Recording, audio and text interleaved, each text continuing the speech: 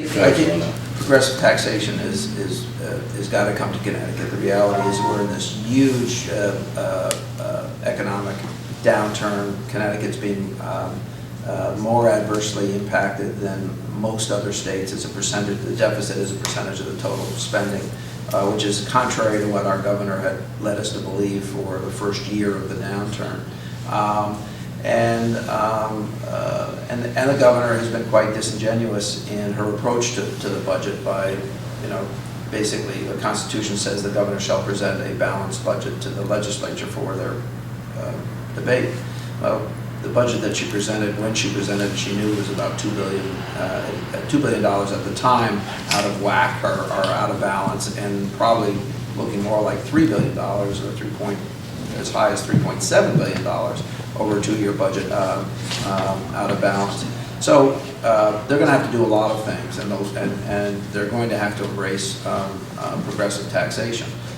So we have to go to a progressive taxation system, and people earning more money should be expected to pay a higher percentage of that of the income above the prior ranking or the prior level. There's just no doubt about it. It's the only way ultimately we're going to solve this problem, because it's going to be multi-steps. We're going to have to cut spending. We're going to have to create efficiencies. We might even have to borrow some amount of money to get through the most difficult times. And we're going to have to build a different tax structure.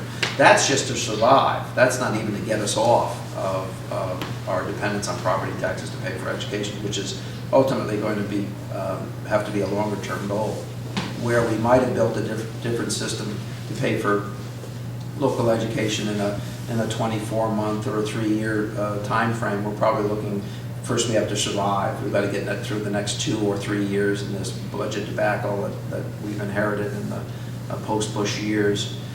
And then we've got to build a system that is very different to pay for education. So more dependent on progressive taxation and more dependent on sharing other tax sources with local government to pay for education, which is, if you only allow local governments to raise money by property taxes, and we all know that property taxes don't grow as rapidly as other forms of taxation, then all you're doing is making a system that's more and more dependent on property taxes and therefore raising property taxes relatively quickly.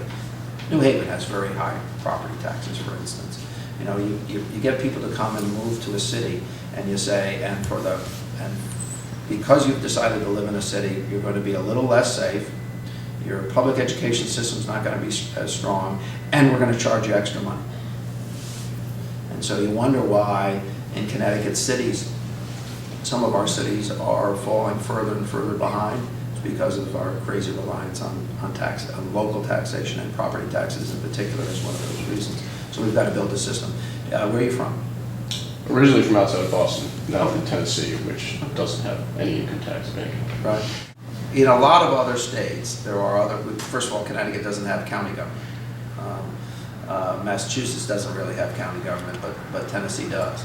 And so there's sharings of revenue with different forms of government, whether it's a sales tax, whether it's a surcharge or sharing of income tax. There's all these other ways that things get paid for. That doesn't exist here.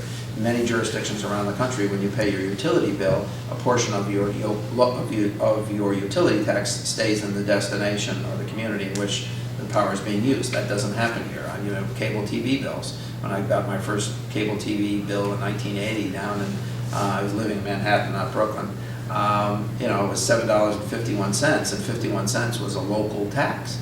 That doesn't exist in Connecticut, so we're going to have to build a different tax structure.